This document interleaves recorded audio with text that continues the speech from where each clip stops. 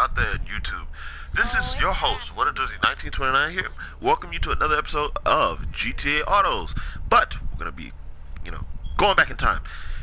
This is the well-known Grand Theft Auto Vice City, the game that took place in the well-known 1980s, probably one of the best decades in the 20th century.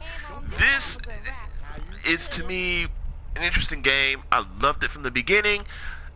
The 1980s is probably one of my favorite decades. I love the 80s is because that's the time when things finally kicked off. Video games kicked in, technologies finally just ramped up. Everything in the 1980s to me was the beginning of today. So, we're going to be talking about a car on here, a classic car here. Well, it's a classic now. But this is the Washington. This is the first variant of the Washington. I think this is the first time the Washington has ever been introduced in the game. Grand Theft Auto Vice City, if I'm correct. Now, we look at the Washington, and it is based off of Ford's iconic Lincoln Continental, the slant-back Continental. Now, before I give you my information, I give you specs, I give you information, I give you all this stuff you need to know about the cars I do on this show. Not all my stuff is going to be 100% accurate, so please be mindful of what you put on that comment list. So, let's get started. Like I said, the Washington is based off the 80s Lincoln Continental Mark VII. Now, the Lincoln Continental, like I said in my last video when I did the Chino, was Lincoln, well, it is Lincoln's flagship sedan. It's been the flagship sedan ever since the 1930s. This 80s variant is kind of a little bit well known if you grew up in the 80s. The slant back look is, to me, the feature that I think that made this car a little bit well known. This car kind of shares its looks with the Cadillac Seville back in the 80s.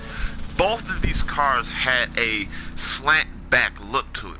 They did this back in the 80s because if you go back in time to the 1950s or 1940s, the Rolls Royces back then had a slant back design on it. If you ever look at those cars from the 50s and the 40s, they had a slant back trunk rear end.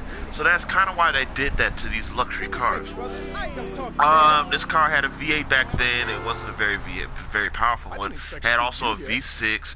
I mean, the 1980s, this is an American car, so I'm just going to be strict with you. Not everything in the 80s was perfect. The American car industry back in the 80s was really, I like to say it's really iffy.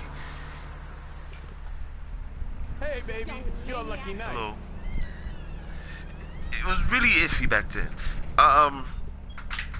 You need a drink, sweetheart? Basically, it was a time when the fuel injectors were starting to come in. Carburetors were starting to be phased out. Catalytic converters were introduced. New stuff for these American cars were being introduced, and these were becoming standard on these cars. See, back then, these American car manufacturers, they didn't want to change because the gas crisis back then.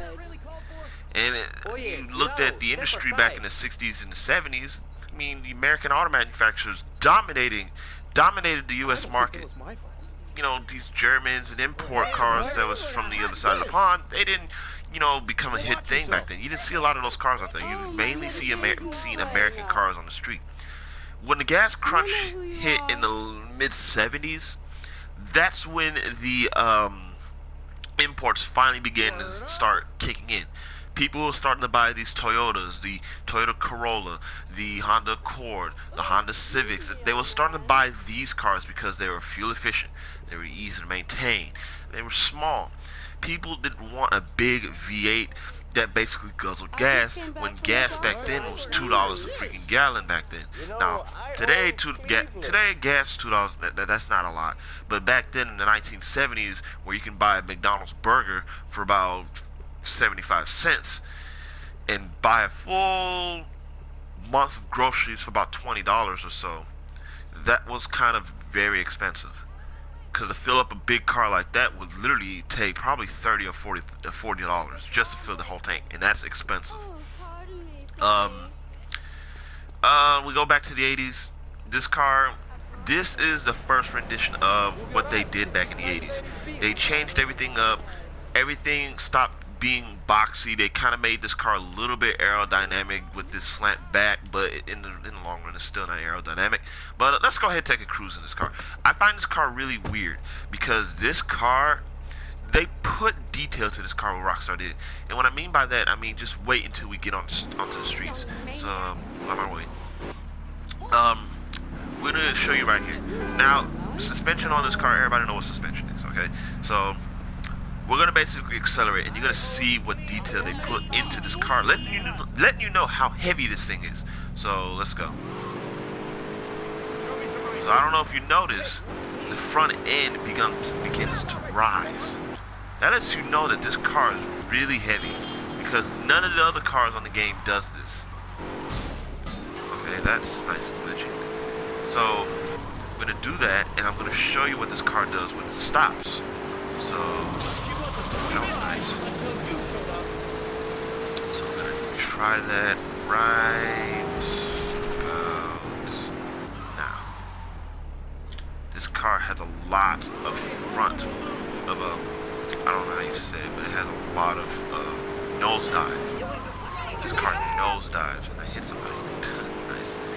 And even when you reverse, this car really nosedives still. The suspension on this car, to me, is unique a little bit because they put details into these cars. I don't know how, but it's just a little thing I found interesting about this car. Now, this is supposed to be a little quick video. I mean, I'm just playing Vice City just for kicks and giggles. I don't care, but I mean, this is just, you know, every one of those things I'm gonna do every blue moon. Washington, I would say it has evolved over the years. I mean, it's only had 2 major design changes, nothing too seriously, to be honest with you. But this car is, you know, 1980s written all over it. 1980s luxury car, luxury crave. I mean, I find it cool. You try to find these cars today, I mean, they're complete trash. I mean, let's just be honest with you. 80s American cars, the majority of them are garbage. But this is a classic example of what you would have saw back in the 1980s. And to be honest with you, I really wish I could go back in time just for a brief moment, just to see what it would be to be in the 1980s. You know, to have that nice music be playing on the radio, seeing these cars driving, you know, being driven everywhere, and the style, the crave, and the whole thing about the 1980s, I just find interesting. Just the styling, the clothing, the music, the cars, everything about the 80s is just interesting. Other than that, I'm gonna end on a kind of bad note. I did that on purpose. I'll see you guys in the next episode.